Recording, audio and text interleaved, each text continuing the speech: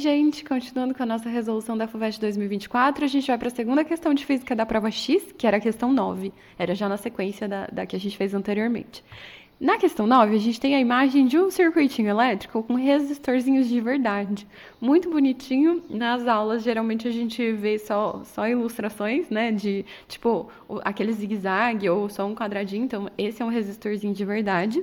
E aí, nesse circuitinho que está representado aqui, a gente tem um resistor R1, que está ligado com o resistor R2 e um resistor R3, só que o R2 e o R3, a gente consegue perceber que eles estão em paralelo. Enquanto que o R1 está em série com eles. Então, a gente tem o R1 vindo sozinho. Aí, onde tem a perninha do R1, a gente vai ter a perninha do R2 e do R3 na mesma reta, na mesma direção aqui. Por isso que a gente percebe que eles vão estar ligados ali no mesmo ponto. Então, a gente percebe que a corrente que está vindo lá da bateria, que está representada ali em cima com 5 volts, ela vem do positivo da bateria, né, que está do lado direito. Então, essa corrente vem pela direita, faz a volta aqui, passa pelo R1, depois ela se divide, passa uma parte pelo R2, uma parte pelo R3, depois ela se junta outra vez e volta lá para o lado esquerdo da bateria, que era o negativo. Certo, então a gente já sabe que isso é elétrica. Automaticamente a gente já tem que pensar em associação de resistores em paralelo, em série. A gente já pensou várias coisas aqui. A gente já lembrou que quando está em paralelo a corrente divide, quando está em série quem divide a DDP. A gente tem tanto paralelo quanto série nesse caso, e aí dependendo do que ele estiver perguntando, a gente vai decidir o que a gente vai fazer para resolver. Então vamos ler a pergunta, mas já batendo o olho nas alternativas, a gente vê que todas as alternativas estão medidas em microampere. Micro é esse M com a primeira perna mais comprida, significa 10 elevado a menos 6, e o A na frente é o ampere, que é a unidade de medida de corrente. Então ele vai perguntar alguma corrente. Vamos ler e daí a gente vai pensando com calma. A foto a seguir mostra o circuito com 3 resistores, R1, R2 e R3, conectados em uma protoboard, base de contatos.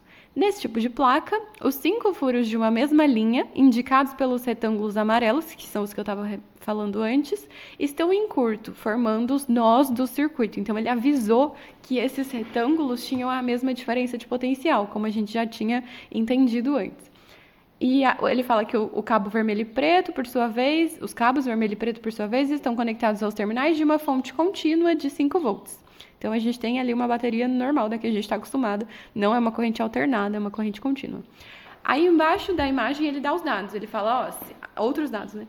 Se R1 vale 150 kΩ e R2 é igual a R3, que é igual a 100 kΩ, a corrente que passa pelo resistor R1 será D. Então, a gente quer saber a corrente que passa pelo R1. Só pelo R1, tá? Como é que a gente vai fazer isso? A primeira coisa que eu acho que fica mais fácil pra gente resolver é transformar isso num circuitinho do jeito que a gente está acostumado a fazer nos exercícios, né? Então, eu vou redesenhar ele agora, trocando os resistores por aquele zigue-zaguezinho que a gente está acostumado, pra gente visualizar melhor o que está acontecendo. Então, temos aí a bateria ligada com o R1, do R1 abrem 2 caminhos, um para o R2 e outro para o R3, depois fecha de novo, volta para a bateria. Olhando desse jeito, a gente pode marcar os valores, R1 é 150 kΩ, R2 e R3 100 kΩ cada um, e aí fica bem fácil da gente visualizar que o R2 e o R3 estão em paralelo. Qual vai ser a nossa estratégia? Se a gente descobrir a resistência equivalente do circuito todo, transformando esses 3 resistores em um só, a gente vai descobrir qual é a corrente que passa pelo circuito todo. E como o R1 está ligado ali direitinho com a bateria, então a corrente que passa pelo circuito todo é a mesma que passa pelo R1. Daria diferença se ele estivesse pedindo para a gente calcular do R2 ou do R3, porque a gente ia ter que pensar que a corrente se divide a hora que ela chega naquele nozinho. Mas como ele quer do R1, ela não se divide em nada, então se a gente descobre a corrente do circuito todo, a gente também vai descobrir a do R1 automaticamente. Então, como é que a gente vai fazer? A gente tem a DDP da bateria, que é o U. A gente vai descobrir a resistência equivalente desses 3, que vai ser o nosso R sozinho do circuito, onde a gente só tem uma única resistência que é equivalente a essa situação. E a gente vai descobrir o I fazendo o URI, né? Primeira lei de Ohm. Então, essa é a estratégia. Se você não tinha entendido, aperta pause e aí tenta fazer sozinho. Daí você continua vendo para ver se você acertou.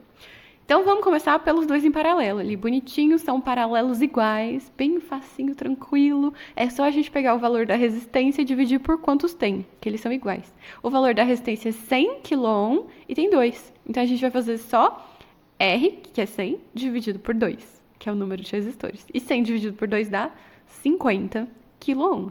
Então, descobrimos a resistência equivalente entre os dois paralelos.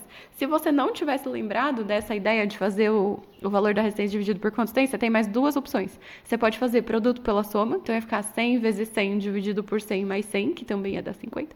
Ou você podia usar a formulinha tradicional lá do paralelo, que era 1 sobre a resistência equivalente é igual a 1 sobre R1 mais 1 sobre R2. Então, vai ficar 1 sobre REC é igual a 1 sobre 100 mais 1 sobre 100. Ia dar 2 sobre 100, que também ia dar 50, a hora que você multiplicasse em x para tirar o REC de baixo, para botar ele para cima.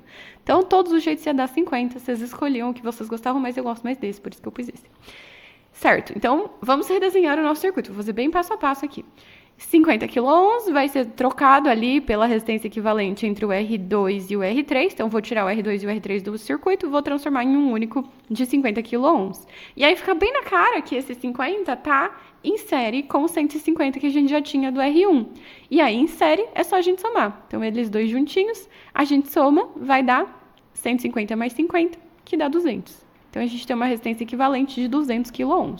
E a gente pode redesenhar o nosso circuito agora com um único resistor de 200 kΩ sendo alimentado por uma bateria de 5 volts. E a gente quer saber qual é a corrente que passa por ele. Então, eu vou sair da frente para poder resolver a conta ali. Vou transformar 200 kΩ em ohms normal, né, para depois a gente transformar na unidade de medida que ele quer. Então, a gente vai transformar todo mundo no sistema internacional. Então, o DDP tem que estar em volt, já está.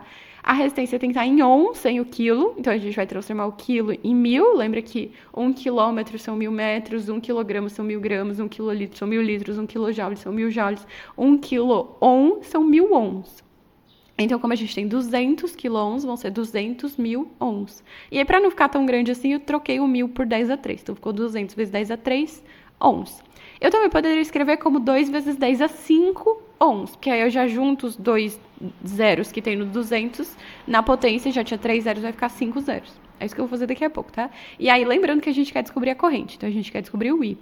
Qual equação a gente sabe que tem U, R e I? Toda vez que a gente trabalha com circuito, ele aparece, né? A primeira lei de Ohm, é o URI. O U é 5, o R é 200 mil, que é 2 vezes 10 a quinta, e o I é o que a gente quer calcular. Então, 2 vezes 10 a quinta está multiplicando o I, vamos passar para o outro lado dividindo, vai ficar 5 dividido por 2 vezes 10 a quinta. 5 dividido por 2, metade de 5, é 2,5. E aí o 10 a quinta que estava aqui embaixo, eu posso passar lá para cima, e aí a única coisa que acontece é que eu vou inverter o expoente. Então, era mais 5, vai passar para cima como menos 5. É isso que o menos no expoente faz. Então, a nossa corrente é de 2,5 vezes 10 a menos 5 ampere. Mas as nossas alternativas não estão em ampere. Se tivessem, a gente poderia facilmente marcar essa alternativa. A FUVEST não foi tão do mal assim nas alternativas, então só de chegar no 2,5 você já sabe que a resposta é a letra C, mesmo não estando exatamente igual à sua.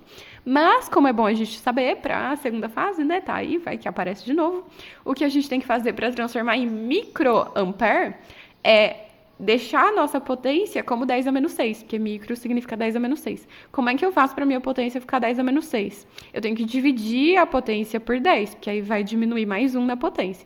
Se eu divido esse lado por 10, esse lado da multiplicação ali, o outro lado, que é o 2,5, eu tenho que multiplicar por 10 para equilibrar, né? Se eu divido um por 10, eu tenho que multiplicar o outro por 10 para ficar o mesmo número, como se não tivesse acontecido nada. 2,5 vezes 10 vai dar 25.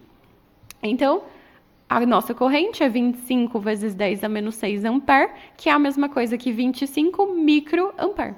E é exatamente o que diz a alternativa C. De novo, gente, 2 letras C seguidas. Eu acho que é uma homenagem ao meu nome. É isso, gente. Espero que vocês tenham gostado. Já já a gente volta com o terceiro exercício de Física da FUVEST 2024. Tchau, tchau. Se cuidem.